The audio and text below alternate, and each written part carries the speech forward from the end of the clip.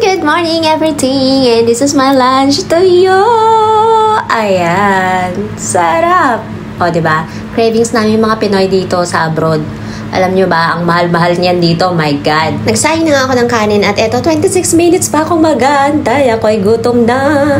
Buti na lang meron akong kapitbahay dito na mapagbigay sa ulam. Actually, siya talaga lagi nagbibigay ng ulam ko dito kapag nagluluto siya ng mga Pinoy food. And mahilig din siya magluto at masarap din siya magluto in fairness. Finally, naluto na nga ang aking kanin. Actually, this kanin is until tonight na yan. Kanin namin yan hanggang mamayang gabi.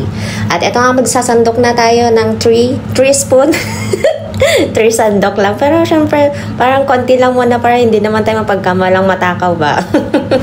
Kapag ganitong weekdays nga, dalawa lang kami ng alaga ko dito sa bahay. And then, nagluluto lang ako ng kanin. Kapag tinatamad naman ako magluto ng ulam, mag-noodles na lang tayo.